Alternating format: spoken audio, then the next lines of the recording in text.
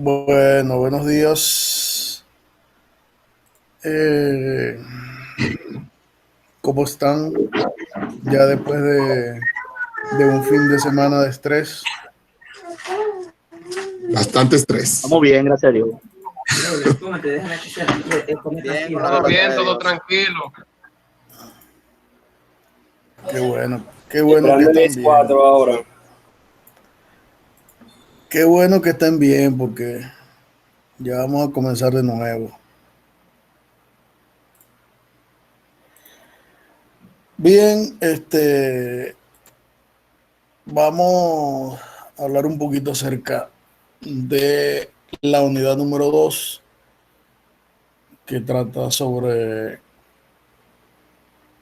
introducción a la teoría de conjuntos. Bueno, me imagino que han visto el material, ¿ya?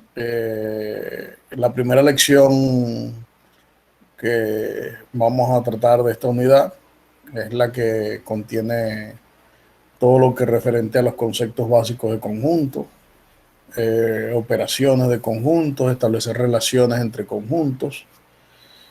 Y si se habrán podido dar cuenta, detrás de todo eso que está allí, lo que hay sencillamente es eh, estudio de fórmulas lógicas y su demostración es utilizando esas inferencias lógicas que tanto dolor de cabeza les dieron en la unidad uno, pero que son base fundamental para poder realizar demostraciones de proposiciones, ¿ya? Entonces, básicamente la teoría de conjunto es estudiar los conjuntos ahora como un objeto abstracto y estudiar las características de ese objeto abstracto, cómo puedo relacionarlos y cómo puedo establecer algún tipo de operaciones entre ellos, ¿no? O sea, ya ustedes tienen una noción de lo que son un conjunto, de igualdad de conjuntos y de algunas de sus propiedades. Pues esta unidad, desde el punto de vista de la lógica matemática y de la matemática formal o rigurosa, lo que trata es establecer una relación entre esas fórmulas o equivalencias o procedimientos para demostraciones con ahora un, un tema específico que es el de la teoría de conjuntos. La teoría de conjuntos en matemática es un área de la matemática donde aparecen cosas sumamente interesantes y que inevitablemente en matemática no se puede pensar en matemática si no aparece por allí mezclada con la teoría de conjuntos. Eh, bien, el, el contenido de la primera lección lo que habla es una pequeña introducción acerca de la teoría de conjuntos, digamos que una recopilación básica de eso, eh, empezar a tratar lo que son los conceptos fundamentales de la teoría de conjuntos, tratando de definir esos conceptos fundamentales. Hablamos de cómo se da la igualdad de conjuntos, cómo son los conjuntos, definir un conjunto que es, digamos que a simple vista podría decir cualquier persona que no tenga noción de él, que es un conjunto inútil, que es el conjunto vacío, pero que en realidad el conjunto vacío eh, dentro de la matemática es un concepto o una definición que es sumamente importante a la hora de estudiar cualquier teoría. Luego vamos a establecer una definición que es la de subconjunto o de la inclusión de conjuntos.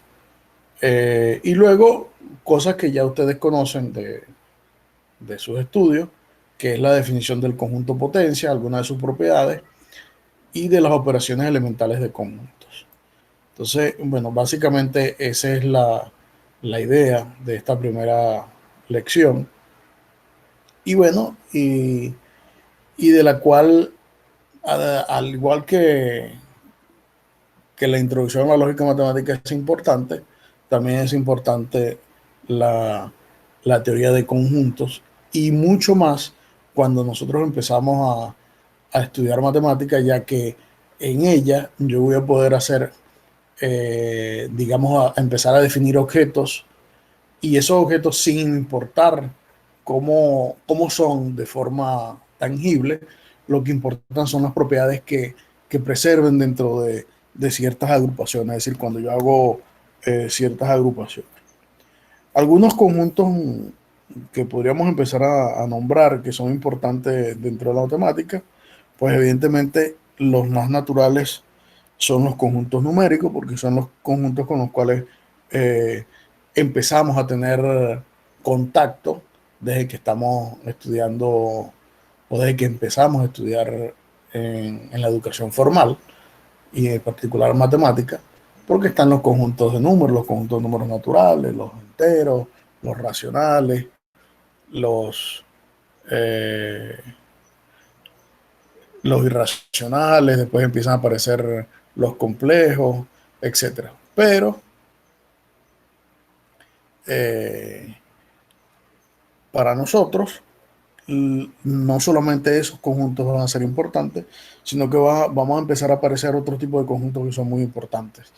Por ejemplo, los conjuntos que contienen objetos abstractos como funciones, como elementos que cumplen ciertas características, entonces aparecen en las definiciones de grupos, de anillos, de, de topologías, en fin, aparecen una cantidad de conceptos bien importantes y que la teoría de conjunto lo que permite es estudiar esas características, esos conjuntos abstractos de manera formal. ¿Ya? Entonces, básicamente eso es lo que es la unidad, o sea, de eso trata la unidad número 2, de estudiar esos conjuntos eh, en forma bien abstracta. Entonces, bueno,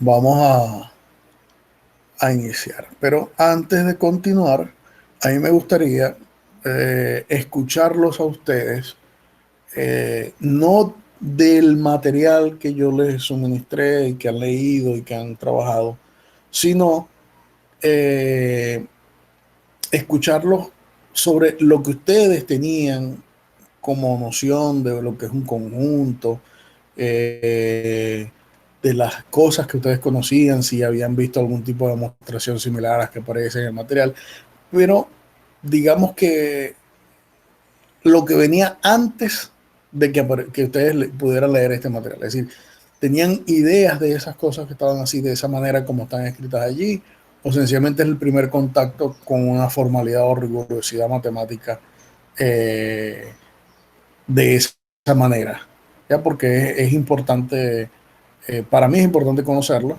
ya que me va a permitir ver de qué manera vamos a enfocar un poco este tema. Y segundo, porque siempre es importante crear ese feedback y esa retroalimentación.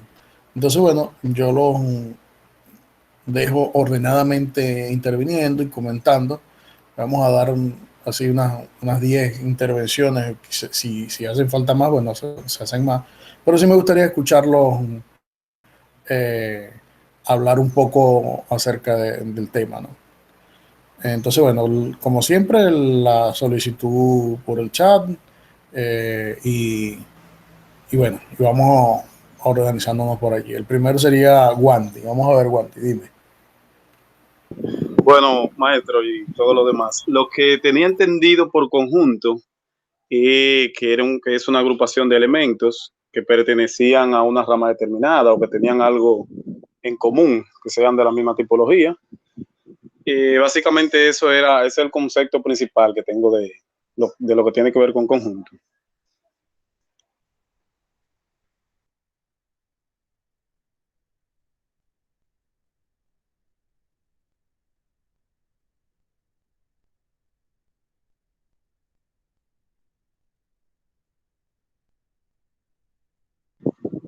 Es cuánto, maestro. Ok, está bien, Wandy. Joel. Profe, lo que tenía entendido de conjunto en pura matemática es que matemáticamente un conjunto no tiene definición, porque y es Sí, como eso es trabajar lo con que en una matemáticas se denomina un término no definido, ¿no? Porque exactamente, para como definirlo necesitas también definir otros conceptos que no se, o sea, una definición no puede estar dependiendo de otros conceptos. Por ejemplo, decir que un conjunto es una colección, habría que definir primero qué es una colección. Entonces, después una colección es un exactamente. agrupamiento entonces hay que definir lo que es un agrupamiento. O sea, una definición o en matemática, un término bien definido es un enunciado el cual no necesita de definiciones previas para poderlo entender. Exacto, porque sí, porque como dice hay un profesor que lo dijo, es que se convierte como si fuera una función cíclica. Va a tener que ir Eh, dando definiciones y no va a exacto. terminar nunca.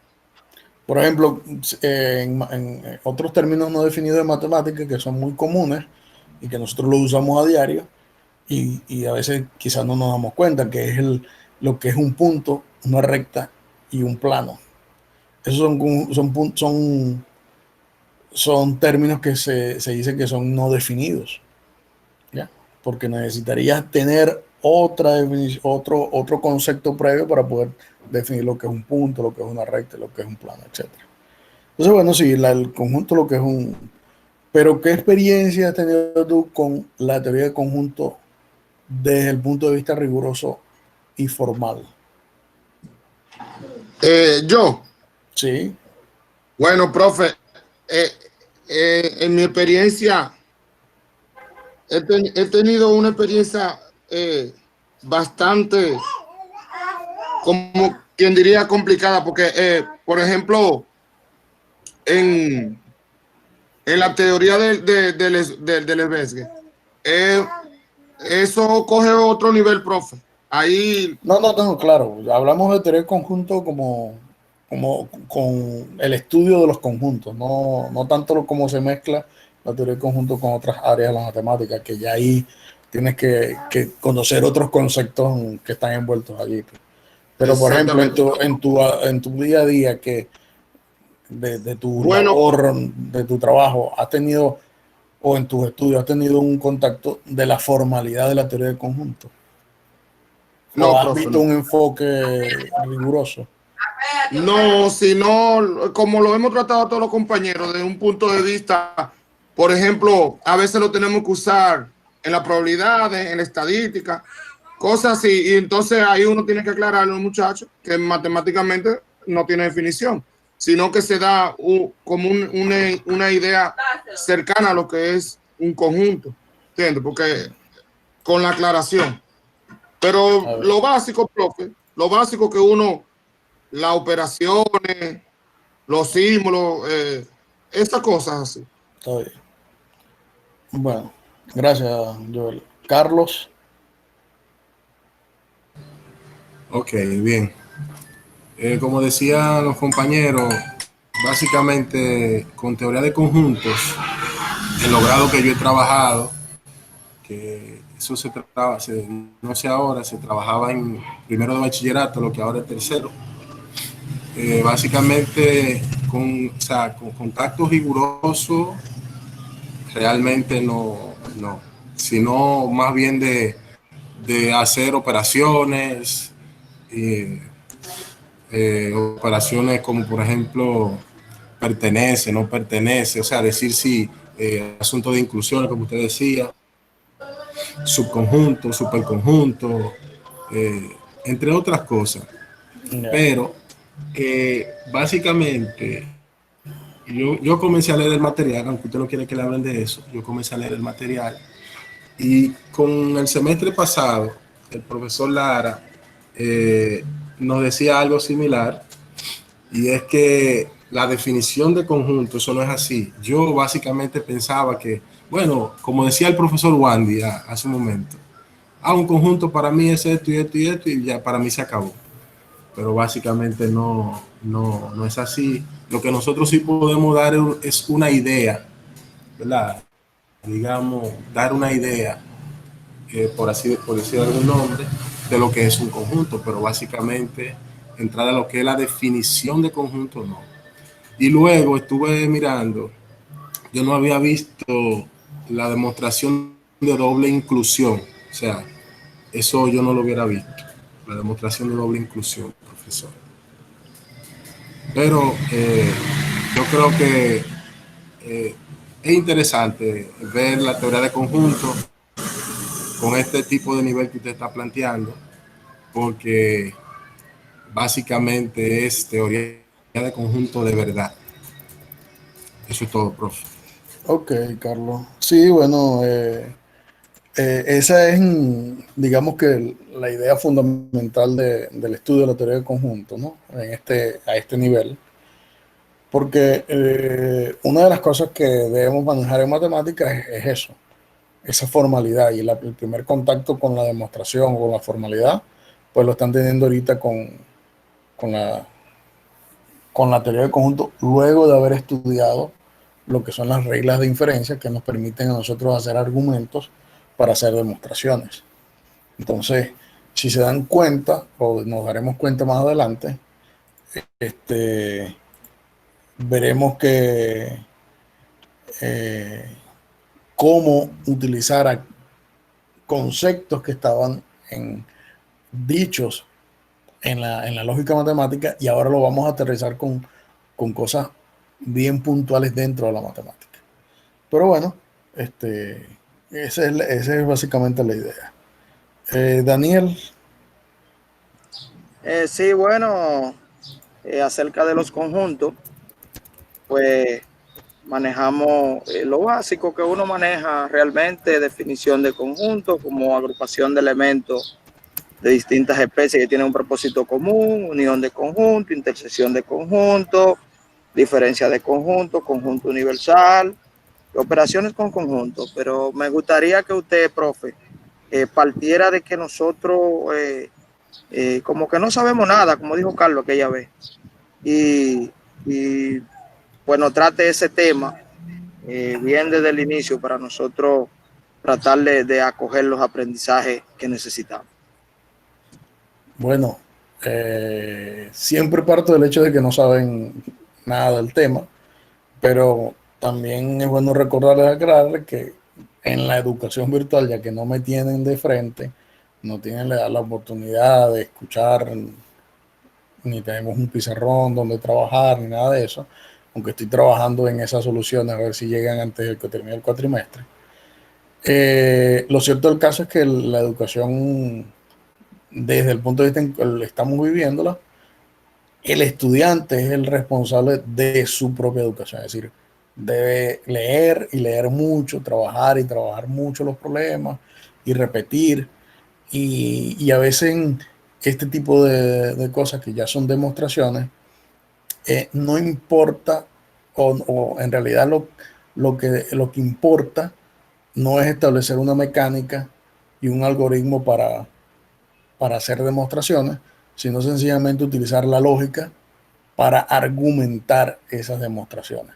Es decir, esa parte es fundamental en, en matemática, de poder tener argumentos para hacer demostraciones, que eso van hilando y van tejiendo lo que es a la final el producto de la demostración. Entonces, esas son cosas que no se adquieren escuchando ni viendo cómo se hacen, sino practicando, haciendo y haciendo y haciendo y haciendo. Pero no se preocupen que van a tener bastante ejercicio para hacer, Estamos de acuerdo, para profesor, hay que practicar. ponerle empeño. Sí, sí, hay que ponerle un poquito más de empeño. Sí, sí. Bien, después de Daniel, ¿quién más? Ah, bueno, no más nadie. ¿Alguien más que quiera conversar o hablar un poco de esto?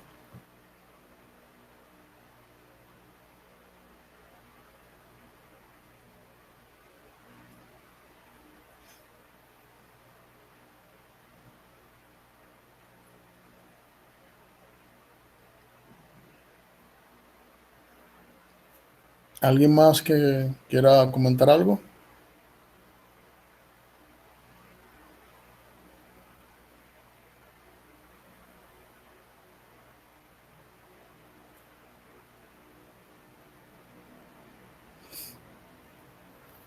Bueno, les recuerdo que es importante que ustedes hablen y conversen, ya que esa es la única manera de yo poder establecer un juicio de qué es lo que estamos haciendo. Bien, entonces, como les decía, en matemática los conjuntos aparecen de forma natural a lo largo de todo su estudio. No importa el área de estudio en que estemos trabajando, siempre dentro de esa área aparecen los conjuntos y hay que estudiar sus características, hay que estudiar de qué manera están relacionados, etcétera, etcétera. Ejemplos muy sencillos de conjuntos, por ejemplo, cuando se habla de la infinitud de los números primos. El conjunto de todos los números primos es un conjunto que es infinito, pero que nosotros sabemos cuál es la característica que cumple los elementos que pertenecen a ese conjunto. Los elementos que pertenecen a ese conjunto, la característica es que son números primos. Ahora, ¿cuáles son todos esos elementos que están en ese conjunto? Pues eso inevitablemente no lo podemos escribir, es decir, no podemos dar una lista de todos los elementos que cumplen ese conjunto, pero sí podemos tener claro que eso es un conjunto, es decir, el conjunto que tienen todos los números primos es un conjunto, es decir, que si en cualquier momento yo le doy un elemento, un objeto, y le digo, ese objeto pertenece a ese conjunto, lo único que tengo que verificar es que cumple con una cierta característica. Es decir, si el número es primo, pertenece al conjunto, si no es primo, no pertenece. Pero ese tipo de conjuntos yo no puedo expresar todos sus elementos, ¿ya? Como también hay otros conjuntos que son las rectas, los planos, que yo también puedo considerar conjuntos con esos objetos, que ahora los objetos no necesariamente son numéricos, sino que son figuras o entes abstractos que pudieran estar hablándolos ahora, no como figuras ni como objetos, sino como elementos. Incluso yo podría tener un conjunto de conjuntos, ¿ya? Y ahora los elementos no son un número o un objeto, sino que sencillamente es otro conjunto más. Entonces, hay que tener bien claro que ese conjunto puede tener diversas formas. O sea, nosotros lo que no vamos a estudiar son las formas de los elementos del conjunto, sino las propiedades que tienen los elementos de ese conjunto. Eso es lo que en realidad termina siendo de utilidad y cómo operar con esos conjuntos.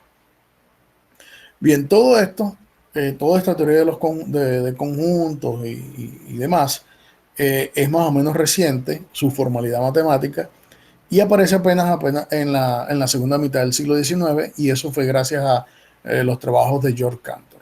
Es decir, Cantor empezó a dar la formalidad a la teoría de conjuntos y, como nosotros sabemos, la matemática viene desde los griegos y es apenas en el siglo XIX y a mitad del siglo XIX cuando se empiezan a trabajar la teoría de conjuntos de una manera formal, es decir, a dotar de propiedades y empezar a demostrar hechos a partir de los conjuntos. Aunque antes se trabajaba con conjuntos sin tener, digamos, que una rigurosidad. Entonces, bueno, todos esos problemas se empezaron a formar y empezaron a salir muchos resultados y discusiones sobre ello. Y entonces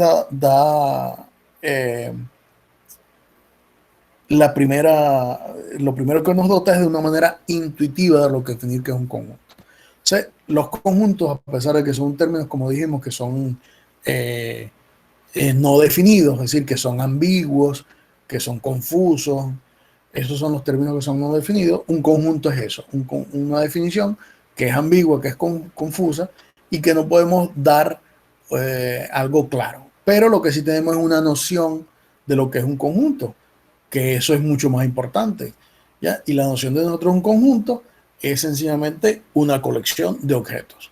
Nosotros podemos decir que nuestra definición que podemos aceptar es que es una colección de objetos y entonces en matemática aparecen muchas colecciones de objetos. Como les dije, las relaciones, las funciones, los grupos, los anillos, los grafos, espacios vectoriales, topología, rectas, geometría, etcétera. Hay una cantidad infinita de objetos que se pueden agrupar en conjunto. Ahora, el estudio de cómo operar con esos conjuntos se conoce lo que se llama como el álgebra booleana. Y eso gracias a George Boole, que a partir de las nociones de la lógica matemática, empezó a inferir cómo se podía operar con ese tipo de elementos, llamémoslo así, o de objetos que terminamos llamando conjuntos actualmente. Entonces, ¿podemos definir lo que es un conjunto exactamente? Pues no. No podemos definir lo que es exactamente un conjunto, pero sí podemos tener una noción intuitiva. Bien, cuando hablamos de conceptos fundamentales, quiere decir que entonces nosotros vamos a empezar a dotar de una simbología a lo que son los conjuntos. Esa simbología es la simbología que se deriva, ¿verdad?, de la lógica matemática, y entonces empezamos a hablar, a agregar de qué manera vamos a denotar los conjuntos. Entonces, para nosotros, un conjunto sencillamente va a ser un objeto que en general lo vamos a denotar con una letra mayúscula. Siempre que hablemos de un conjunto, lo vamos a anotar con una letra mayúscula. Si se acuerdan de la lógica, ¿qué denotábamos nosotros con letras mayúsculas en lógica? Proposiciones, pero había algo fundamental en la lógica que denotábamos por letras mayúsculas. ¿Y qué era ese objeto? Los predicados. Los predicados. Exactamente, los predicados.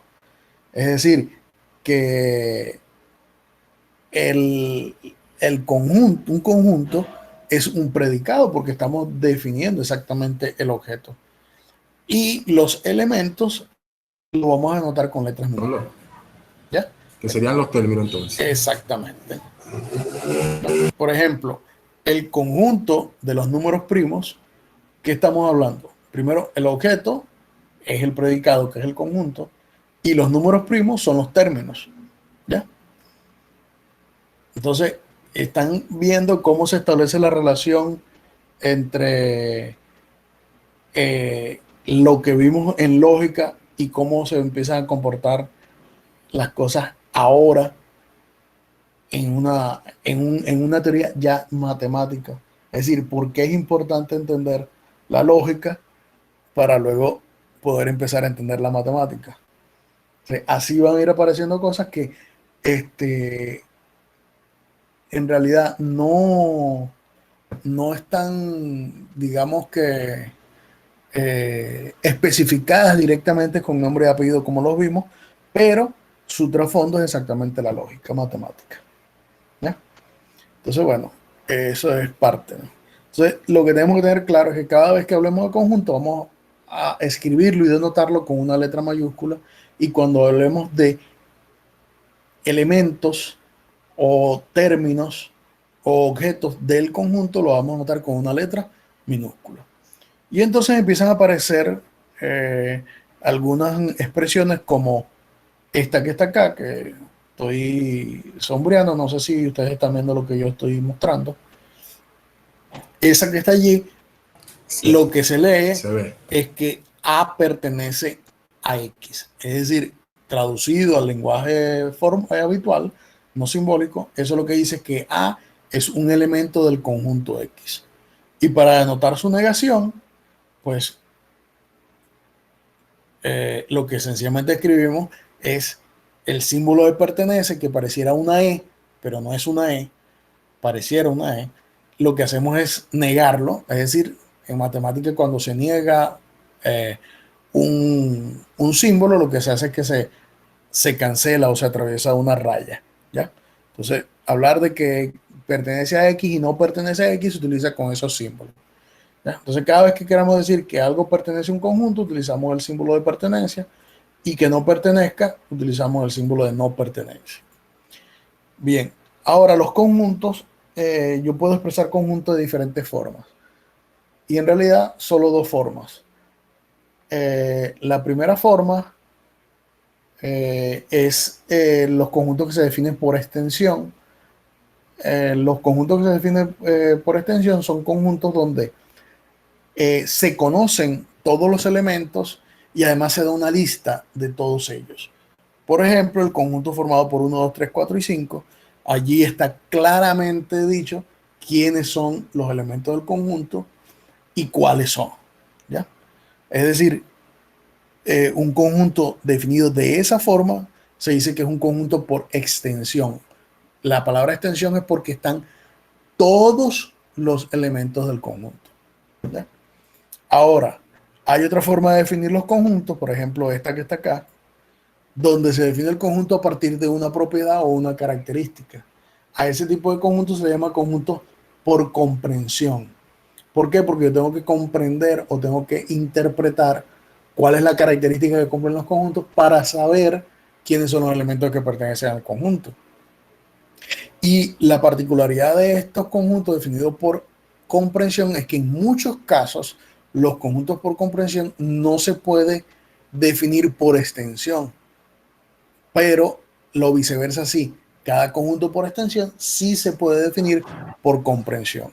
¿Por qué no se puede definir un conjunto por comprensión como un conjunto por extensión? Porque muchas veces no puedo dar una lista completa de todos sus elementos. Y para que un conjunto sea definido por extensión, yo tengo que poder dar la lista de todos sus elementos. En particular, el conjunto B, definido como todos los números naturales, donde n es un número par, es un conjunto que solamente se puede definir por comprensión porque no lo puedo dar por extensión, porque tendría que listar todos los números pares.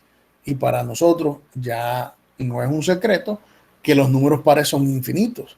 Entonces, como son infinitos, por más que yo quiera establecer la lista de todos sus elementos, va a ser imposible poderla llenar. Entonces, esos conjuntos se definen por comprensión y no se pueden definir por extensión. Sin embargo, los conjuntos por extensión sí se pueden definir por comprensión.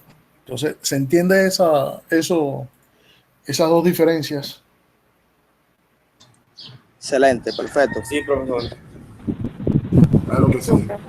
Tengo una pequeña preguntita ahí para contestar eso. Dime, Heidi.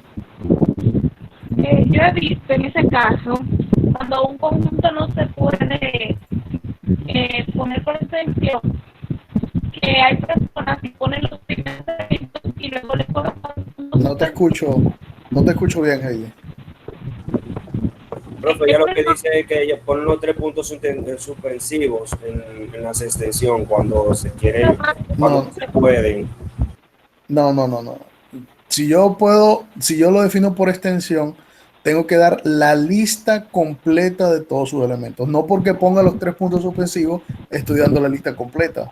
Ahí se nota que no puedo dar una lista completa de todos sus elementos. Entonces, ese conjunto no es un conjunto por extensión. Por extensión es sí y solo si doy una lista completa de todos sus elementos. Aunque yo escriba el conjunto, el número 1, 2, 3, 4, 5 puntos suspensivos, ese conjunto no es un conjunto por extensión. ¿Entendido? Válida la aclaración. Entendido, profe. Ok. Bueno, yo no estaba viendo el chat, así que lo voy a ver ahorita a ver qué. Dime, Carlos, ¿qué pregunta tienes? Ok, bien. Yo veo que aquí, cuando usted escribe, dice B es igual a N, tal que N es un número par. Usted pone 2 puntos. Algunos autores ponen una coma y otros ponen un slash. O sea, ¿eso es cerrado, es abierto? O sea, bueno, ¿cuál es su recomendación? Solamente las dos formas de escribirlo son las siguientes. O escribe el conjunto de todos los n's tal que, entonces el tal que se colocan los 2 puntos o el slash, ¿ya? Tal que satisface tal cosa. ¿Ya? En este caso yo coloco B igual al conjunto de todos los naturales, tales que n es un número par. Es decir, la coma no se utiliza porque la coma es sencillamente un separador, no es un condicional. O sea, en matemáticas no se utiliza esa simbología. ¿Ya? Ok. Entonces sería los 2 puntos o el slash. 2 puntos o un slash. Juan Heredia. Era la misma pregunta de de Carlos, en ese sentido, en ese orden, Ok. porque yo lo hubiera visto con el slash y si bueno, con la llave sí, con la llave y con el slash. Sí, no, las llaves Ya. es en estándar y son las que se utilizan para denotar al conjunto. Siempre que yo quiera denotar un conjunto, lo tengo que encerrar entre llaves. ¿Ya? Eso es en estándar. Entonces, pero sí. Dime, Joel. Profe, por eso es que uno tiene que discutir la clase, como usted dijo al principio, porque en nosotros entonces, y muchos libros, o sea, autores en libros, cometen ese error garrabasal entonces, porque, por ejemplo, nosotros denotamos un conjunto por extensión, que es cuando no está por comprensión, lógico, y le ponemos los 3 puntos suspensivos, como decía Heidi ahorita. Entonces, nosotros toditos tenemos esa escuelita, ya sabemos entonces para no hacerlo, porque no es No, correcto. no, porque la definición por extensión, fíjate, aquí está, lo voy a poner aquí. Se dice, cuando un conjunto se define dando la lista completa de todos sus miembros, decimos que el conjunto está definido por extensión. Es decir, dando la lista completa. Cuando tú pones los puntos suspensivos, quiere decir que hay infinitos números por allí. Entonces no estás dando la lista completa. Entonces, profe, la manera correcta, por ejemplo, si yo voy a tratar con los números enteros, entonces puedo decir X tal que X es un número que pertenece a los naturales, por ejemplo. Exacto. Entonces, Exacto. Ok. En realidad esa es la definición de los números enteros. Ok. Bien. Ok, ¿alguna otra pregunta? Dime, Félix.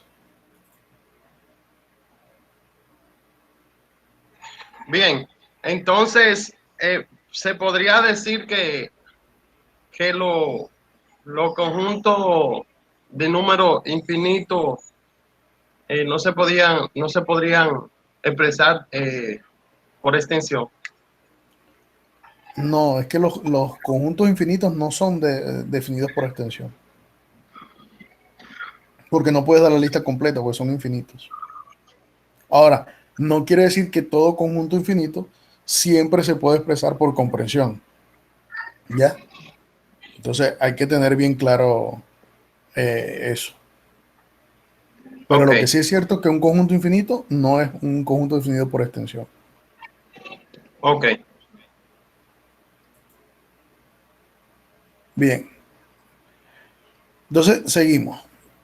Este otro conjunto que está allí, el conjunto C, lo que dice es que es un conjunto donde todos sus números, o sea, un conjunto de todos los números n, tales que n es divisible por 5. O sea, es un conjunto que claramente está definido por comprensión y además yo puedo decir en cualquier momento quién pertenece al conjunto y quién no pertenece al conjunto.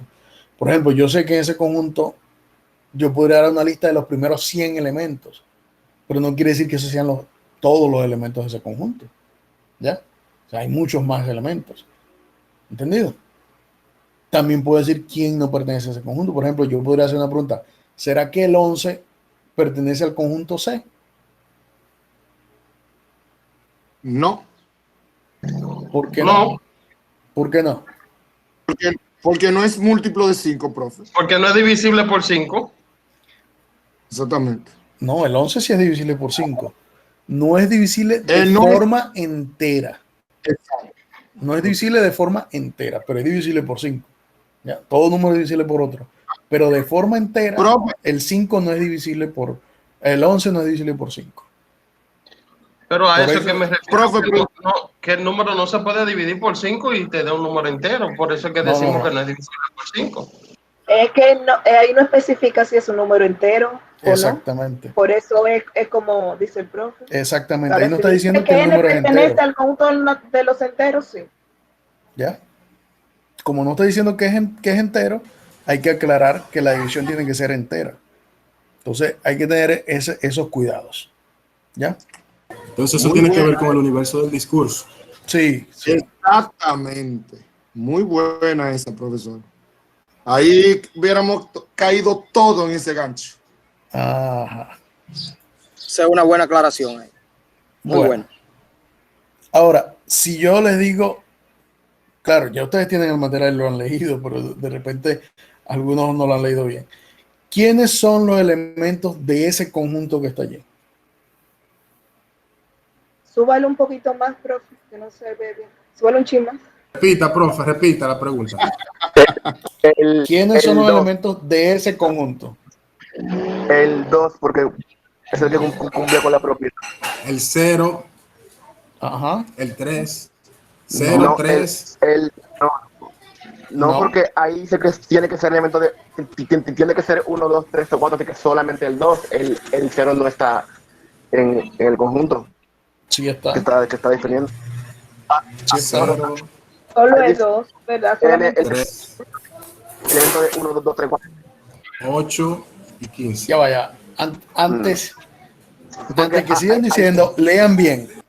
Antes que sigan diciendo, lean bien. Solamente el 2. Profe. No, solamente el 2. Profe, perdón. Profe. Dime, Joel. Eso Dime, está. Joel. El conjunto de es igual. Profe, Joel. Uno por uno. Joel, primero Joel, después los demás. Uno por uno. Todas las imágenes de esa función, profe. Pero con el dominio en 1, 2, 3, 4, ¿ya? Bueno, ¿quiénes son los elementos de ese conjunto? No. ¿Cómo es, profe? Los elementos, como dijo Carlos, ahí está el 0. Está el 2. Ya vi, espérate, ya vi cómo la cosa. Espérate. 6. No, ya es que es más complicado de lo que parece. Hay que analizarlo bien esto. No es más complicado, es muy sencillo. De lo que Fíjense, parece. ahora, yo voy a dejar proyectar eso, yo voy a dejar de proyectar eso y voy a presentar otra cosita aquí. Me van a disculpar mi pulso, pero a esta hora de la mañana mi pulso no es muy bueno. Ok, fíjense. El conjunto dice que es el conjunto de todos los enteros n, tales que n es igual a x al cuadrado menos x. ¿Cierto?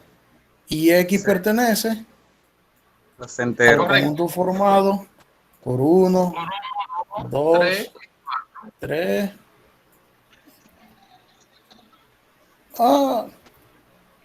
Escribir con el mouse es difícil. 3 y 4. ¿Cierto? Entonces, si tiene que cumplir estas dos características, esto y esto, ¿qué debo hacer yo? Mezclar las dos. Entonces, para x igual 1, lo sustituyo acá, me queda 1 al cuadrado menos 1. Da 0. 0. Entonces, 0 es un primer elemento del conjunto. Sí. Luego, para x igual 2, me quedaría 4 al cuadrado. Perdón, 2 al cuadrado, que es 4, menos 2. 2. Luego, para x igual 3, me queda 3 al cuadrado, que es 9, menos 3. 6. Y 4 al cuadrado sería 16 menos 4, 12. 2. Entonces, 0, el conjunto está formado por 0, 2, 6 y 12. 12. Excelente. Ahí es. Te escribe muy bonito, profe. Sí, yo veo que escribo excelente. Excelentemente. Ok. Bien. Entonces, hay que tener cuidado a la hora de que yo estoy definiendo conjuntos que cumplan las características, la propiedad. Es decir, aquí hay dos propiedades, aquí hay un y. Aquí dice que son de la forma x cuadrado menos x para algún x que está allí. Es decir, que se cumple esto y eso. Entonces tengo que verificar. Entonces tengo allí una proposición que está conectada y entonces cuando esa proposición es cierta, cuando se cumplen las dos al mismo tiempo. Es decir, que tengo que agarrar y tomar las dos al mismo tiempo. Entonces el conjunto D está formado por el 0, el 2, el 6 y el 12. Es decir, que ese conjunto, que a pesar de que está definido por comprensión, yo pudiera definirlo por extensión, ¿cierto? Sí, correcto. Sí. Ok. Entonces, esto es lo que nos interesa a nosotros en general. Si tenemos una cierta propiedad relativa a unos ciertos elementos, la forma de definir un conjunto es X tal que P de X es cierta. ¿Ya? Eso va a ser nuestra manera de dar los conjuntos ahora, de ahora en adelante. ¿Cierto? ¿Entendido? Entendido, profe. Correcto, Muy correcto. bien. Tengo una Correcto. pregunta. Déjame ver. Ok. Entendido. ¿Quién tiene preguntas? Vamos a ver. Yo, Félix, ajá, dime, Félix. ok, entonces, en base al planteamiento del conjunto ¿de qué forma se podría decir que ese conjunto está expresado? Por comprensión. De eso no queda la menor duda, ¿no? Ok. ¿O tienen duda todavía que está definido por comprensión? Si buscamos la definición, no hay duda, profe, porque cumple con la definición cuando está por comprensión. Exacto. O que se expresa de la manera que está X tal que P de X, ¿es cierto? Exactamente. Lo Ok. que me trae la, Tú ibas a preguntar una vez. Dime, perdón, Félix. lo que me trae la duda es porque el conjunto en la primera parte lo veo que está escrito por comprensión, pero en la segunda parte yo veo que me enumera los elementos. ¿Dónde de la segunda parte? La segunda parte donde dice X pertenece a 1, 2, 3, 4. No, lo que Ahí pasa me, es que la ahí comprensión, me, la propiedad es esa. Eso es P ahí de me X. detalla los elementos.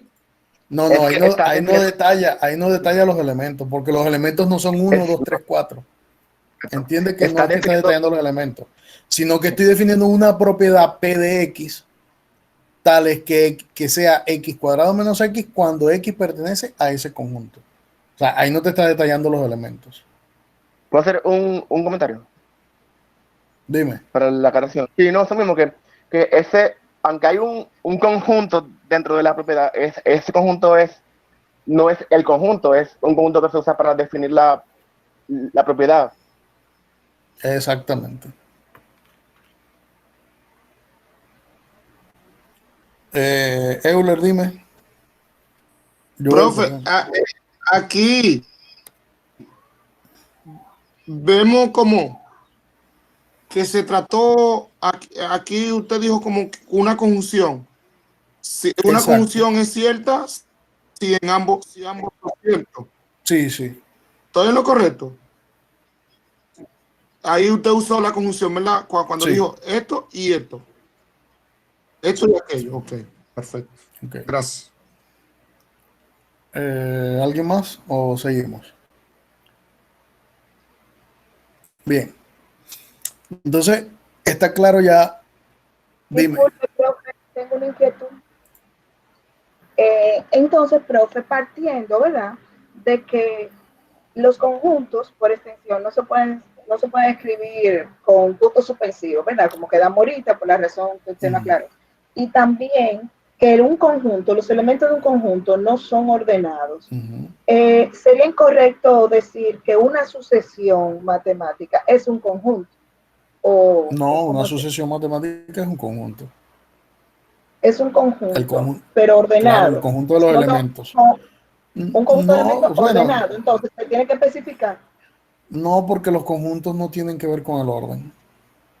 O sea, tengo entendido que los elementos de un conjunto no tienen por qué ser ordenados. Exacto. O sea, pero en la sucesión sí. Y sí, pero cuando yo puedo definir el conjunto como, si los términos de la sucesión son a 0, a 1, a 2, a 3, a 4, a 5, a 6, a 7, a 8, a n, yo puedo definir el conjunto como a 0, a 2, a 5, a 7, a n, a 4, a 3. Es decir, es indiferente, ¿entiendes? O sea, no, dentro del conjunto no se habla de orden. Ok, entonces una sucesión es un conjunto. Un conjunto de elementos que cumplen una relación. Que cumplen una relación. Entonces, como una sucesión es un conjunto, las progresiones también, por ende. Si tú las agrupas es un conjunto. O sea, una sucesión no es un conjunto, ojo. Una sucesión, si tú agrupas la sucesión, eso te da un conjunto. Pero una sucesión no es un conjunto como tal, sino que son sencillamente elementos, son números o son objetos. Porque cuando busco, o sea, cuando uno trabaja con eso en la escuela, en los libros de texto de los chicos, definen una sucesión como un conjunto. Entonces, como que me llamaba, o sea, me inquietaba, porque también los mismos libros de texto dicen que un conjunto no lleva un orden, pero las sucesiones se describe un orden, cierto orden al trabajar. O sea, se describe un orden. En las sucesiones se describe un orden porque el orden es el orden que hereda de los números naturales. Por eso que se dice que la sucesión tiene un orden, porque es el orden que hereda de los números naturales. Es decir, la manera en que se generan los elementos es a partir del conjunto de los números naturales, y el conjunto de los números naturales está bien ordenado. ¿Ya? Se dice que un conjunto está bien ordenado si tiene un primer elemento. ¿Ya? Si es no vacío y tiene un primer elemento. Entonces la sucesión, como hereda esa propiedad de los números naturales, se dice que ella está ordenada, porque el orden lo obtiene del conjunto de los números naturales. O sea, una sucesión se acerca más a lo que es una función evaluada. En realidad, casualmente es la materia que estoy dando, la otra materia que estoy dando en grado ahorita. Una sucesión es una función que va del conjunto de los números naturales en el conjunto de los números reales o complejos, dependiendo de donde tú estés trabajando. ¿Ya? Ok, esa definición me gusta más. Definirla como una función, no como un conjunto, porque entonces hay mucha como controversia. Entonces los muchachos, si me preguntan cualquier cosa, no van a saber cómo. Sería complicado. Sí, lo que pasa es que la noción intuitiva inicial de sucesión es verla como un conjunto, pero en realidad detrás de eso lo que en realidad es una función, y se dice que es una función entera. O a valores enteros, a valores naturales, como tú lo quieras definir, pero es eso, una función en realidad. Gracias, profe. Ok, Joel, creo que volviste a pedir intervención.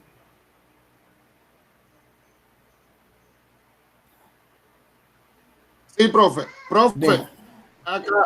aclarando una cosa con la compañera Evelina, que no es específicamente, no te dice que no puede estar ordenado, simplemente te dice que no importa si están ordenados o no. Eso es lo que te dice en la descripción. Que a él no le importa, si están ordenados son su problema, si no, también. Que resuelvan ellos. Sí, así es. Ya va, déjame ver.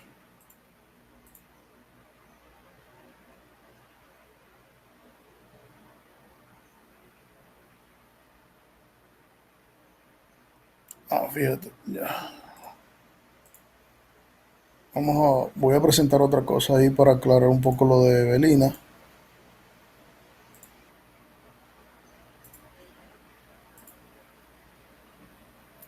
Fíjate, Evelina.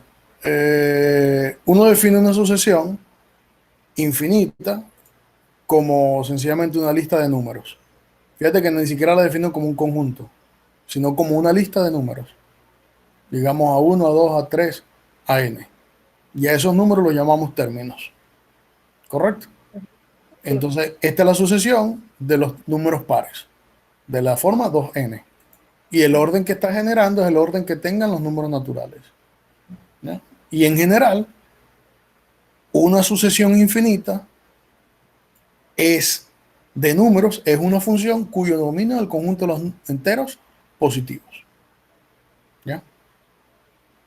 Eso es lo que es una sucesión. Sí, ok. Y ejemplo, pues uno puede dar cualquier ejemplo. Por ejemplo, la sucesión de los números 12, 14, 16, 18, 20 y 22 yo lo puedo escribir mediante una función o una fórmula. ¿Cuál es la función?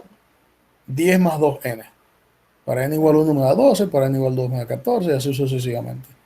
Y no, esa no es la única forma. Yo pudiera definirla de otra manera. Por ejemplo, a ver, yo doy aquí el otro ejemplo. 5 más como,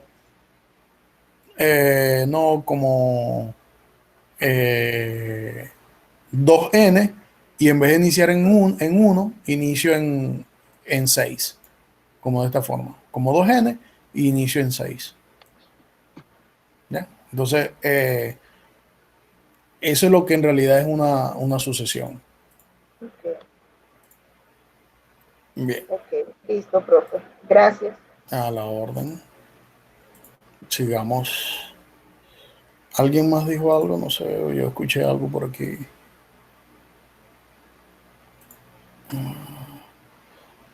Dime, Danelis. Sí, profe, yo tengo una duda. Decíamos ahorita que un conjunto escrito por extensión siempre se puede escribir como un conjunto por compresión. Fue así, ¿verdad? ¿Cómo es la cosa? Que un conjunto escrito por extensión siempre se puede expresar como un conjunto por comprensión. En la mayoría de los casos. No es siempre, pero sí en la mayoría de los casos. Ah, ya, eso responde a mi pregunta entonces, si no es siempre. Ya. No, no es siempre.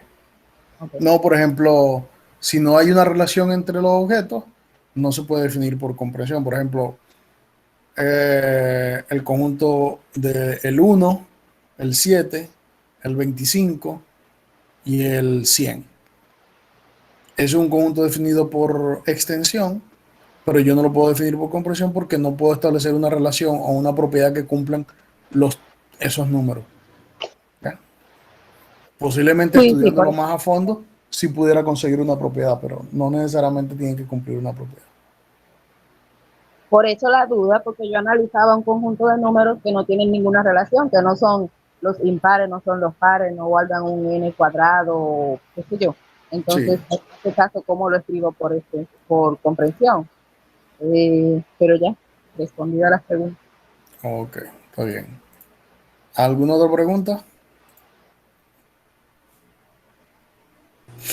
Profe, en ese caso, que si nos piden que hagamos eso por comprensión, le ponemos que no tiene, no se puede definir como por comprensión.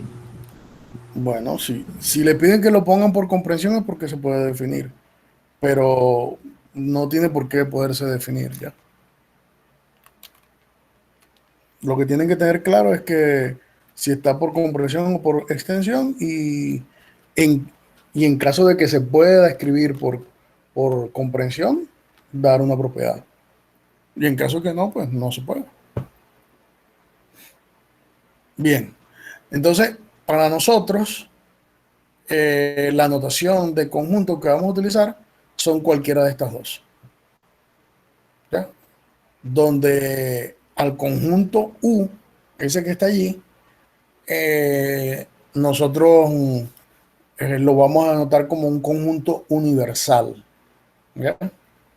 Es decir, vamos a definir, aunque no tengamos una definición formal del conjunto universal, porque como al igual que conjunto no se puede definir, conjunto universal tampoco se puede definir porque es muy, muy ambiguo el término, pero nosotros vamos a asumir como conjunto universal el conjunto de todos los conjuntos. ¿Ya? Es decir, si hablamos del mundo, tendríamos nuestro mundo ya completo. Entonces, un conjunto se va a definir como un X que está en el conjunto universal, tal que P de X es cierto. Esa va a ser digamos, nuestra definición de conjunto. Un conjunto va a ser ¿qué? El conjunto de todos los X que están en el universo, tal que P de X es cierto. Donde el conjunto universal va a depender del contexto en donde nosotros estemos trabajando. ¿Correcto? Ya un momento. Claro. Un momentico, dame un minutico. Voy a poner el aire.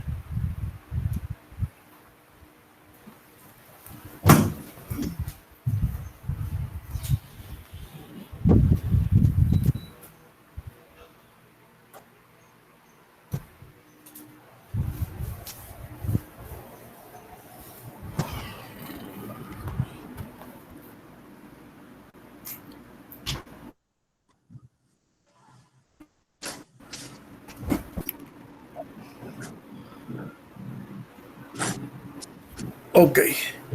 Entonces, lo siguiente que vamos a... Ajá, sí, Carlos, el superconjunto. Eso es correcto. Pero en matemática no utilizamos ese término de superconjunto, sino conjunto universal. Bien, ahora vamos a tomar una definición sumamente importante en conjunto, que es definir cuándo dos conjuntos son iguales. O sea, diremos que dos conjuntos A y B son iguales si ellos tienen los mismos elementos. Es decir, que A es igual a B si se cumplen las dos condiciones siguientes. Que todo elemento de A también pertenece a B y que todo elemento de B también pertenece a A. Es decir, cada vez que yo tenga que establecer una relación de igualdad entre dos conjuntos, tiene que satisfacer estas dos propiedades. ¿Entendido? Bien.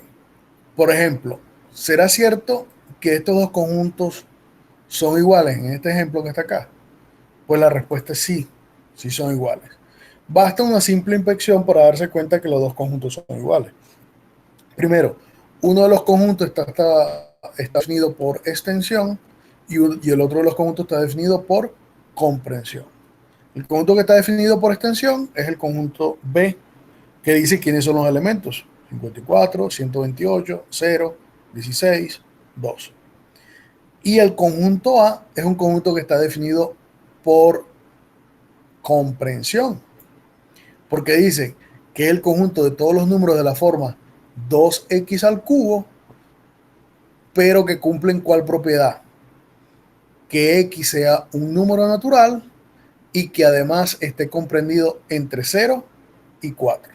Entonces, ¿cuáles son los números naturales que están comprendidos entre 0 y 4?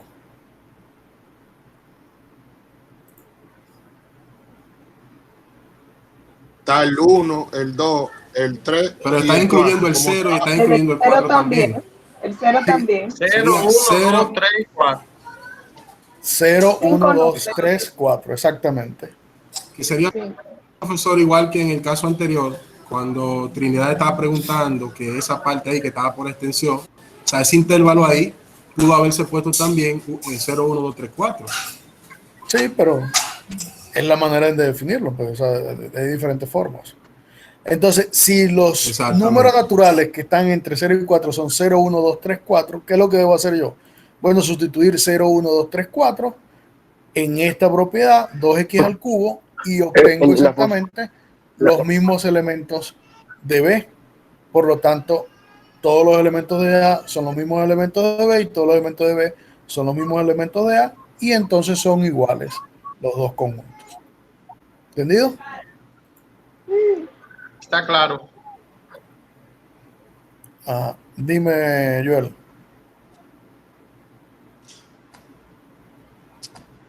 Profe, una pregunta. Según veo en el intervalo que usted acaba de poner aquí, cuando estemos trabajando con usted, se ve que usted es el autor que los naturales comienzan desde el 0, ¿verdad? Sí, lo que pasa es una discusión infinita. Hay autores que dicen que los naturales contienen al 0, hay autores que no dicen que los naturales no contienen al 0. En realidad los naturales no contienen al 0, pero los naturales extendidos sí contienen al 0. Entonces, para evitar ese tipo de confusiones, nosotros vamos a trabajar con los naturales extendidos siempre. Ok, gracias. Ok. César, ¿tú dijiste algo ahorita que no te escuché? Era sobre eso de sustituir los valores. Ah, ok, sí. Sí, se sustituyen en 2x al cubo y se obtienen el resto de los números. Bien, sigamos entonces. El siguiente ejemplo es se dice que muestre que si los dos conjuntos son iguales, y evidentemente no son iguales. Incluso yo agrego allí una anotación para ahorrarme la escritura, pero bueno, no debería utilizarla ya que no he definido la inclusión. Los dos conjuntos no son iguales porque primero, el 0 es un elemento que pertenece a A y no pertenece a B. Por lo tanto, hay un elemento que está fuera de B y que está en A. Y B tampoco puede ser, los elementos de B no todos están en A, tal que el elemento formado por el conjunto 1, 2 no está en A como elemento. Entonces, no se satisface ninguna de las dos relaciones y entonces los conjuntos no pueden ser iguales. Bien, entonces bueno, como les dije, hay una definición importante que debemos estudiar, que es la definición de el conjunto vacío. ¿Ya? Profesor, una pregunta. Dime. Sí, en el ejemplo anterior, por favor. Ajá. Sí, ahí en el ejemplo 2, la última parte, usted dice, si llamamos A' al conjunto 1, 2, 3, sí, ahí hay es un claro error. que exacto. A está contenido, sí. Sí, A' está... Sí, sí, eso, sí, eso lo arreglamos fácilmente.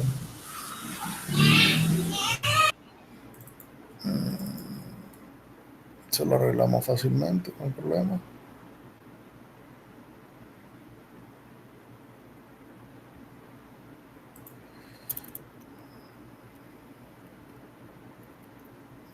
En realidad deberíamos arreglar esto.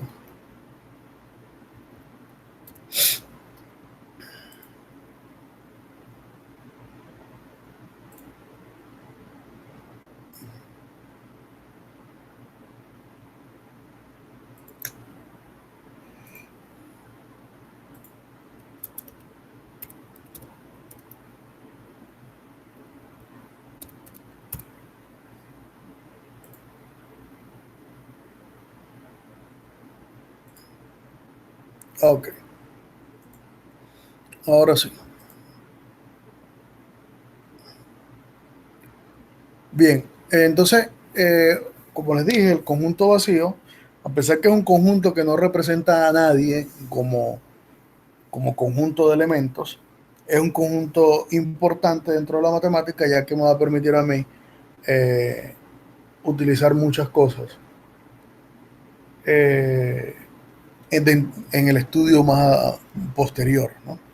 Entonces, para nosotros, un conjunto vacío es el conjunto que no contiene elementos y además que lo notamos como un cero atravesado por una raya, es decir, el conjunto vacío como está allí. Pero en notación de conjunto, el conjunto no vacío es esta definición que está allí, que es la que me interesa a mí. Se dice que X es un conjunto vacío si para todo A, entonces A no pertenece a X. ¿Dónde está ese elemento A? Vamos a ver si alguien me da una idea.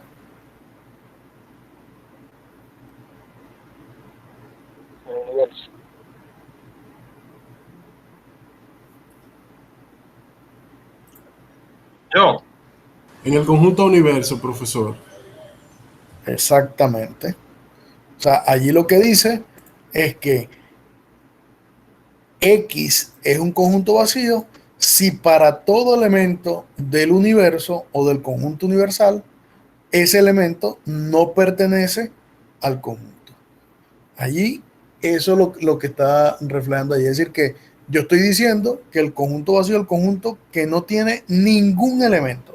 ¿Pero ningún elemento de quién? Del universo en el cual nosotros estemos hablando. Y si yo quiero definir un conjunto no vacío, ¿cómo lo debería definir?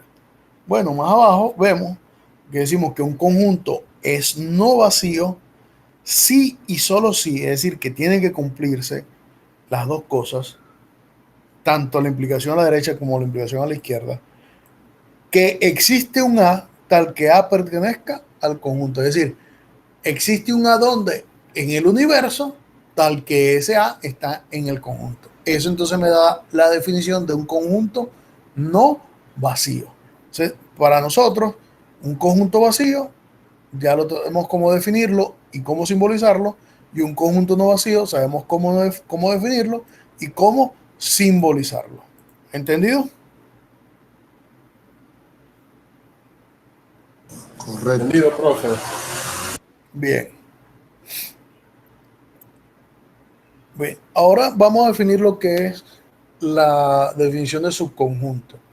Yo diré que alguien es subconjunto de alguien si tiene una característica de ese conjunto universal. Por ejemplo, allí aparece un ejemplo bien intuitivo. Dice, bueno, defino H sub 1999 como el conjunto de todos los seres humanos que nacieron en el año 1999. Es claro que si yo quiero saber si alguien pertenece a ese conjunto, sencillamente lo que tengo que preguntarle es cuál es su edad. Ese es un conjunto que no puede ser definido por extensión, ¿cierto? Es un conjunto que está definido por comprensión. Pero además, a él como conjunto yo lo puedo incluir dentro de otro conjunto. ¿Cuál otro conjunto natural yo pudiera incluirlo? Dentro del conjunto de todos los seres humanos. Entonces llamo a ese conjunto el conjunto H. Es decir, H, que es el conjunto de todos los seres humanos, es decir, tiene la propiedad que un elemento está en ese conjunto si es un ser humano. H 1999 es un subconjunto de ese conjunto H, ya que H 1999 tiene la propiedad de que es un ser humano y que además nació en el año 1999. Es decir, ese H 1999 está contenido en H. Se dice, se lee que ya está contenido en H o es un subconjunto de H. ¿Ya? Entonces, eso formalmente se escribe como la definición de subconjunto. Yo diré que si A y B son dos conjuntos, que A es un subconjunto de B, y lo denotamos por ese símbolo que pareciera una C, pero no es una C, que es una contención o una inclusión, que A está contenido en B si todo elemento de A también es un elemento que pertenece a B. Es decir, cada vez que yo tengo un conjunto donde todo el elemento de él sea elemento de otro conjunto, entonces yo voy a poder decir que ese es un subconjunto de B. ¿Ya? Y entonces eso de forma simbólica, esta definición de forma simbólica, que es una proposición y que, como estudiamos en lógica, se escribe de manera simbólica como está allí. A es subconjunto de B. Si para todo X en A, entonces X pertenece a B. ¿Está clara esa definición?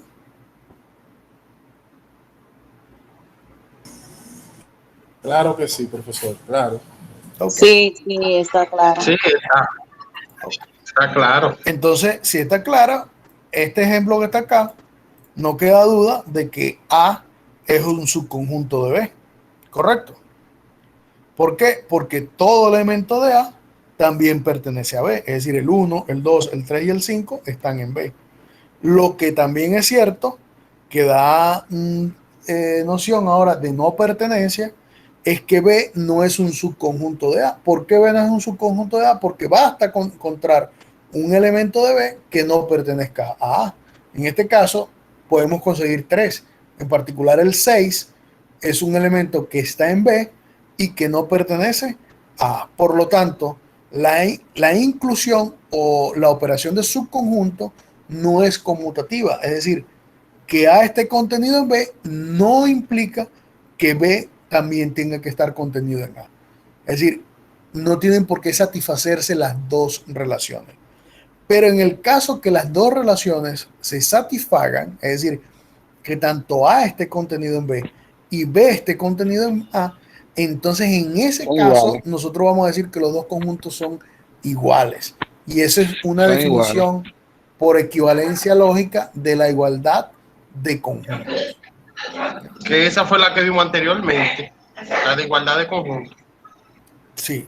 Entonces, nosotros podemos establecer el siguiente corolario, que dice que dos conjuntos A y B, donde las siguientes afirmaciones son equivalentes entre sí, entonces se satisface lo siguiente, es decir, que si A es igual a B, es equivalente a decir que A y B tienen los mismos elementos, es equivalente a decir que A está contenido en B y B está contenido en A, es equivalente a decir que para todo X en A, X está en B, y para todo X en B, X está en A. Es equivalente a decir que para todo X en A, si solamente si X está en B, y que para todo elemento de X, si X está en A y X está en B, o bien X no está en A y X no está en B. Es decir, aquí tengo para establecer 5 equivalencias lógicas de igualdad de conjuntos. Es decir, yo diré que dos conjuntos A B son iguales si se satisface cualquiera de las 5 relaciones que están allí establecidas. Entonces, ya no tengo una única manera de comprobar si dos conjuntos son iguales, sino que tengo 5 formas de comprobar si dos conjuntos son iguales. ¿Cuál manera voy a utilizar? Pues la que yo considere que es más sencilla de aplicar. ¿Y por qué lo puedo hacer? Porque ese corolario dice que las afirmaciones son equivalentes entre sí, y según lo que nosotros vimos en la unidad número 1 de equivalencias lógicas, dice que dos relaciones o dos fórmulas son equivalentes si ellas son verdaderas. Entonces, como esas relaciones son verdaderas, ellas son equivalentes, por lo tanto, tengo 5 formas distintas de establecer igualdad de conjunto. ¿Entendido? Entendido. Ok. Entendido. En el caso de nosotros, profe, ahora diría yo, la C y la E serían las mejores. Bueno, eso va a depender de lo que ustedes consideren. Lo que sí es cierto es que en los textos de teoría de conjunto, la equivalencia que más se utiliza es esta que está acá. Que si A es igual a B, sí, solamente sí, o es equivalente a demostrar que A está contenido en B y B está contenido en A. Es decir, dos conjuntos son iguales si se cumple lo que se llama el método de la doble inclusión. Es decir, que uno está contenido en el otro y el otro está contenido en el uno. Es decir, A está contenido en B y B está contenido en A. Si yo logro establecer esta relación de la derecha, entonces puedo decir que son iguales. Y si yo tengo que son iguales, entonces se debe satisfacer la relación de la derecha, porque es un sí y solamente sí, es decir, una equivalencia lógica. ¿Entendido? Correcto. Entendido, profe. Bien. Entonces, a las demostraciones que se hacen por esta equivalencia lógica se le dice demostraciones por doble inclusión. ¿Ya? Ahora bien, ya ustedes están grandecitos y entonces ahí aparecen dos ejemplos, el ejemplo número 4 y el ejemplo número 5. Yo no los voy a explicar, pero ahí están los detalles hechos de cómo se demuestra que estos dos conjuntos A y B son, además que son conjuntos definidos por comprensión, ellos son iguales utilizando la doble inclusión. Yo voy a hacer un repaso nada más por encima. Queda como tarea estudiar la demostración que está allí. Dice que para demostrarlo por doble inclusión tengo que demostrar que A está contenido en B y que B está contenido en A. Entonces hay dos pasos. Primero, que A está contenido en B, y luego el segundo paso, que B está contenido en A. A grandes rasgos lo que dice es que, bueno, para demostrar que A está contenido en B, yo lo que tengo que tomar un elemento que está en A y lograr ver, utilizando inferencia o reglas de la lógica o argumentos lógicos, demostrar que ese elemento también pertenece a B. Entonces, bueno, la forma es, bueno, si X está en A, si X está acá en A, X de la forma Y más 1. Para demostrar que X está en B, hay que demostrar que X también se escribe de la forma Z más 3. Entonces, bueno, ahí hay unos pasos que son muy sencillos de ver y ustedes lo que pueden es leerlo. Y en el otro caso también lo que se muestra que si X está en B, X te pertenece a A. Es decir, que si X está en B, se escribe de la forma Z más 3, y lo que hay que ver es que se escribe de la forma Y más 1. Y bueno, y ahí están los pasos. Análogamente el siguiente, es decir, son dos ejemplos donde muestran cómo utilizar el criterio de la doble inclusión para demostrar la igualdad de conjuntos. Entonces la tarea es que lean allí el material y chequen el tipo de demostración que se está utilizando por doble inclusión, utilizando lo que se llaman los argumentos lógicos. ¿Entendido?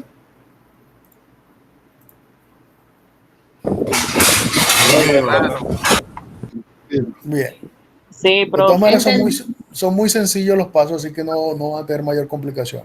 Lo importante es que sigan los argumentos, es decir, que cada uno de los pasos que se estén dando se sepa por qué se está dando y cuál es el argumento para eso. Porque eso le va a permitir a ustedes adquirir destrezas a la hora de hacer demostraciones. Pregunta, maestro. Dime, Santa. Bien, nosotros cuando finalicemos esta parte que se está recién iniciando ahora, ¿vamos a tener un trabajo igual que el anterior? ¿Cómo un trabajo igual que el anterior? ¿Dice la evaluación de la unidad 2? Ajá. La evaluación de la unidad 2, bueno, eso no lo hemos comentado. Vamos a terminar la clase y yo lo comento luego la evaluación. ¿Sí? Es para saber. Sí, ahorita comentamos la evaluación. Ok, gracias. Okay. Bien, bueno, sigamos. Otra de las cosas importantes es una regla que se satisface siempre y que además se puede demostrar, es la regla esta que está acá, que para cualquier conjunto A definido en el ámbito que sea, siempre se satisface que el vacío pertenece a A y que A es un subconjunto de él mismo. ¿Ya? ¿Cierto? Una cosa que tenemos que tener bien en cuenta a la hora de hacer demostraciones. Que el vacío siempre es un subconjunto de cualquier conjunto A y que A siempre es un subconjunto de él mismo. ¿Por qué A es un subconjunto de él mismo? Pues sencillamente porque todos los elementos de A pertenecen a A y eso es lo que satisface, eso es lo que dice que un subconjunto es subconjunto de otro, que todos los elementos del conjunto A están contenidos en B. En este caso, A siempre está contenido en A. Esa sería la propiedad reflexiva, profesor. Digo que si sería que se cumple la propiedad reflexiva. Que un conjunto es su conjunto. Sí, correcto. Eso es una propiedad reflexiva. Pero todavía no hemos llegado a la parte de relaciones para hablar de eso. Bien, entonces son dos cosas que son importantes.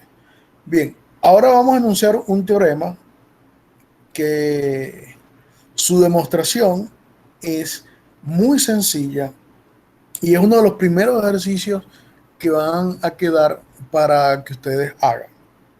¿Ya?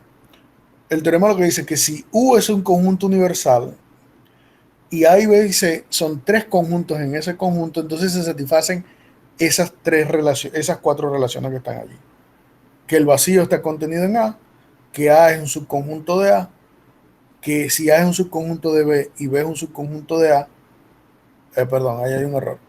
Que si A es un subconjunto de B y B es un subconjunto de C, ¿dónde está eso? Un conjunto de C. Okay. Ahora sí. Que si A es un subconjunto de B y B es un subconjunto de C, entonces A es un subconjunto de C, es decir, escrito de forma simbólica, esto que está acá. El hipotético ese, ¿no? Parecería como un silogismo hipotético. Sí, Exactamente. Están viendo que de algo sirvió estudiar lógica. ¿Qué tú? Ahí se cumple eso, sí. Eso parece ¿Cómo? Transitividad más Bueno, es un silogismo hipotético por el símbolo. Por la forma. Sí. Este silogismo hipotético Ok. en matemática después se le da un nombre que se dice transitividad, ¿ya? Pero no necesariamente siempre es transitividad, porque la de abajo también cumple lo mismo, que A está contenido en B y B está contenido en A, entonces A es igual a B. Es decir, que si A está contenido en B y B está contenido en A, entonces A igual B. Entonces, bueno, por eso no se le llama tanto transitividad. Esa es la de la igualdad que usted nos demostró ahorita. Exacto. No la demostré. Mostré. Digo, la que mostró ahorita. Exactamente. Entonces, este teorema agrupa 4 relaciones que ya hemos visto anteriormente, que son en realidad son propiedades de la definición de subconjunto, y que vale la pena hacer una demostración de esas 4 que están allí. ¿Ya? O sea, como dice allí, la demostración de este teorema es muy sencilla a partir de la definición de inclusión de conjunto y es una oportunidad de practicar las técnicas de demostración estudiadas en la unidad 1. Es decir, queda como ejercicio hacer los detalles de la demostración. ¿Ya? ¿Entendido? Ok. Bien. De todas maneras, mira, no crean que es algo muy complicado. La primera sale como en una línea, la segunda bueno, la primera en media línea, la segunda en 3/4 de línea, la tercera en 2 líneas y la cuarta en 2 líneas más. Los argumentos son muy sencillos, utilizando sencillamente la definición de subconjunto. Así que traten de hacerla y veremos si la semana próxima ya yo puedo tener una pizarra más acorde para hacer algunas cuestiones prácticas. Bien. Otro de los conjuntos importantes a definir en matemática es el conjunto potencia. ¿Ya? Como decía Carlos hace rato, el superconjunto. Bien, el conjunto potencia se le llama a veces también superconjunto porque es el conjunto de todos los conjuntos de un conjunto dado. ¿Ya? Es decir, el conjunto potencia es un conjunto que se define como todos los conjuntos normales, pero sus elementos ahora son conjuntos. Es decir, es un conjunto cuyos elementos son conjuntos. No hay elementos como tal. Entonces, la definición de un conjunto potencia es esta que está acá. Un conjunto X se le dice que es el conjunto potencia o también llamado partes de X y se define como el conjunto de todos los conjuntos A, tales que A está contenido en X. Es decir, que para todo conjunto A, si A está en la potencia de X, eso ocurre si solamente si A es un subconjunto de X. Entonces, de eso hay muchos ejemplos. En particular, aquí hay 4 ejemplos de cálculos de conjunto potencia, lo cual me gustaría también que le dieran una mirada y lo chequearan para familiarizarse un poco con la definición del conjunto potencia. Y fíjense que una de las características es que el vacío aparece en todos ellos. Es decir, que no es que el vacío no importe, el vacío importa y es un conjunto y aparece en todos ellos que están allí. Y por último, antes de terminar la clase de hoy, está el teorema número 2, que el teorema número 2 lo que establece son relaciones entre conjuntos y el conjunto potencia, de las cuales también su demostración es muy sencilla. Basta utilizar las definiciones previas de inclusión y de igualdad de conjuntos y la nueva definición que hemos dado de conjunto potencia. Entonces, también queda como ejercicio su demostración, es sencillamente utilizar las reglas y técnicas de inferencia lógica junto con las definiciones que hemos visto y quedan como parte del trabajo de esta unidad. Bien, vamos a dar la clase hasta acá, ya se cumplió el tiempo. Entonces, fíjense, hay varias cosas que vamos a conversar sobre eso, pero vamos a hacer algo antes. Bueno, vamos a despedir la clase. Estamos ya sobre la hora. Y bueno, y me gustaría que ustedes leyeran de nuevo el material, trataran de comprender, de hacer esas demostraciones. No les tengan miedo a las demostraciones. El peor miedo que le podemos tener a las cosas es correrle. Vamos a tratar de hacerlas y la próxima clase podemos discutirlas incluso antes de la clase. Bueno, por ahora, que tengan feliz tarde. Voy a parar la grabación y ya vamos a conversar de nuevo.